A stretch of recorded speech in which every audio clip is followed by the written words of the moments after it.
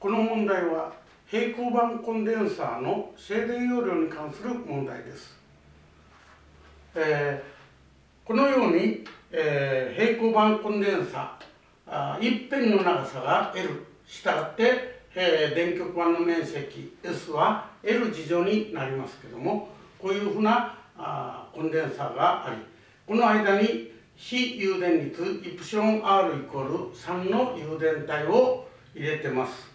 その時の静電容量 C1、はい、それからここの誘電体を半分だけ引き出します。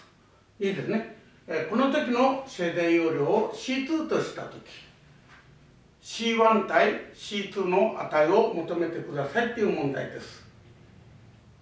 それではやっていきます。まず平行板コンデンサーの静電容量の問題はちょっとここに書いてみますね。覚えてるとは思いますけども、これは必ず覚えておいてください。はい、面積が S、はい、間隔が D の場合、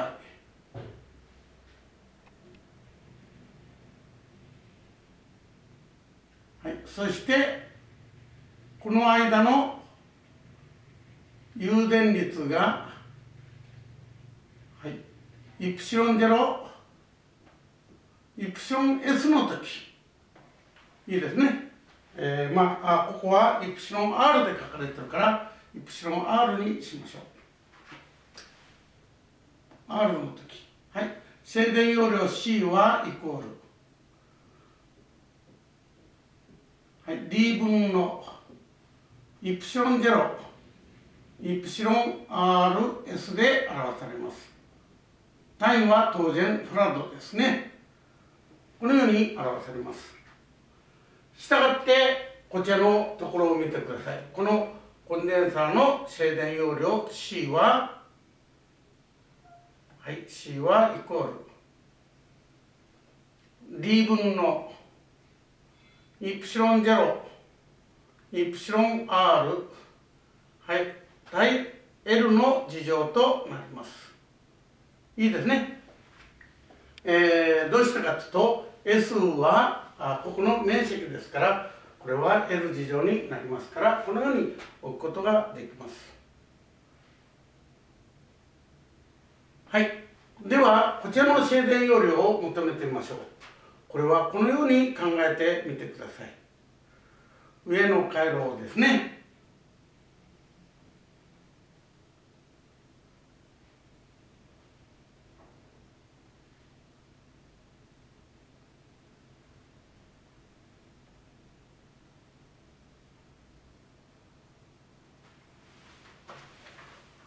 はい。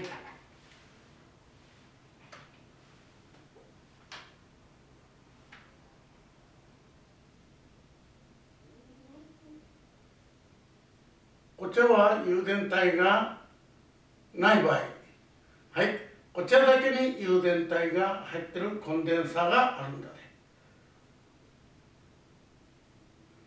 いいですね。そしてこれがこういうふうになって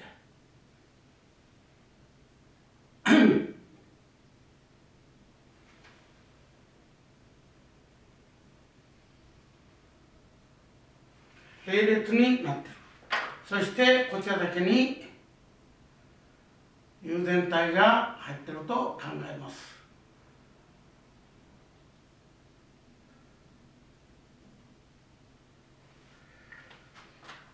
いいですね。はい、そうすると間隔は D ですから、これは変わらない。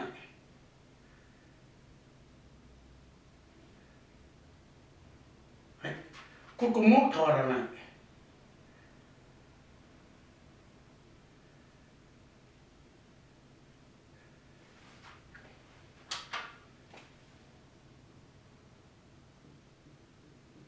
はい、そしてここはイプシロン R としましょうね。はい、そうしますと、はい、こちらのコンデンサーとこれ並列になっているのと同じです。そして面積は、はい、2分の S したがって S 分の2分の L 次乗となります。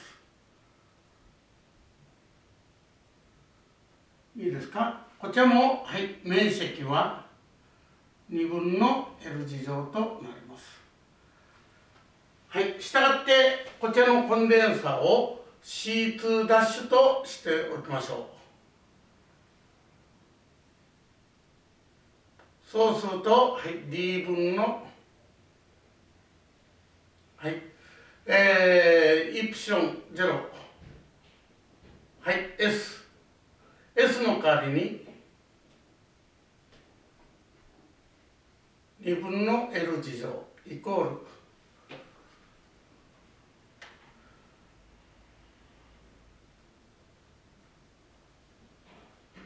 2D 分のイプシロン 0L の次乗となります。いいですね。はい、こちらのコンデンサーはどのように表されるかでいいですね。はい、これは C2 の2' としましょう。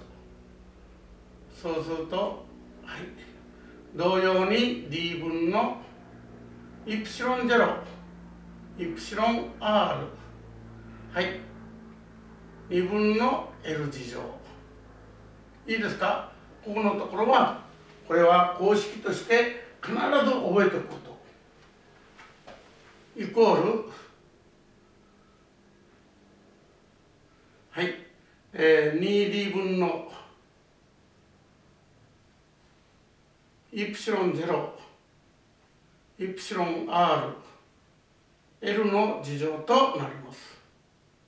フラッド。いいですね。したがってこれはもう見て分かる通り並列回路ですから、こちらの合成静電容量、はい、C2 はイコール C2' プラス C2 の 2' になります。いいですね。したがってこれはイコール 2D 分の、はい、イプシロン 0L 次乗プラス 2D 分のイプシロン0、はい、イプシロン R L 次乗となります。すなわちこれは、はい、2D 分の、はい、イプシロン0カッコ1プラスイプシロン R L の次乗となります。いいですね。こういうふうになって、求まります。いいですか。はい、ここのこれはちょっと参考のために書いたものでこう囲っておきましょう。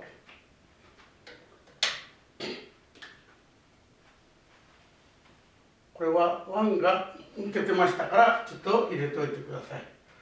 はい、そうするとここで言えることは、はい、C の、2分の C1 とちょっと置いてみましょうね。そうしますと、はい、C1 はこれです。はい、D 分のイプシロン0、はい、L 次乗となります。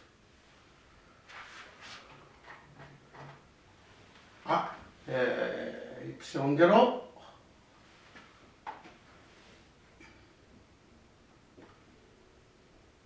イイプシロン R、L 次乗。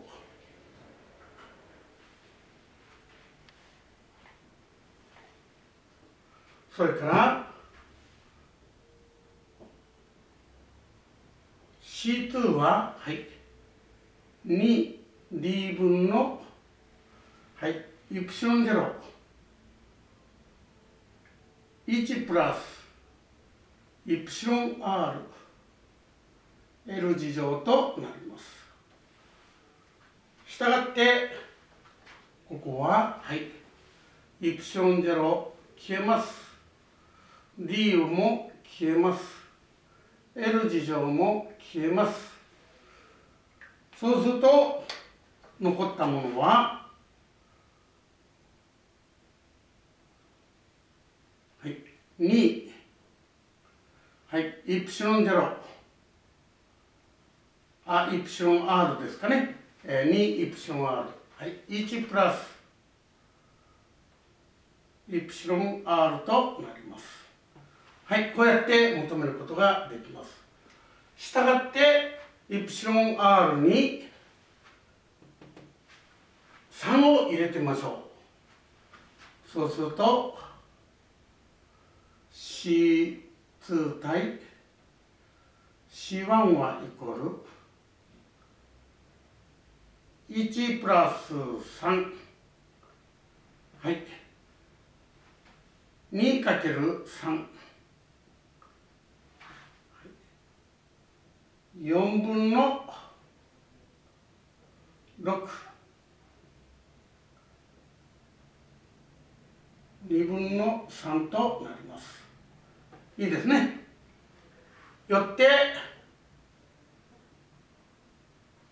はい、C1 対 C2 は、はい、C1 に対しては3、C2 に対しては2ですから、3対2となります。いいですか？はい。これが答えになってくるわけです。はい。ここで大切なことは何かと言いますと、平行板コンデンサーの公式、これを必ず覚えておいてください。いいですね。それから、はい。コンデンサーの並列接続の場合は、この各静電容量の和になるということ、このことも覚えておいていただきたいと思います。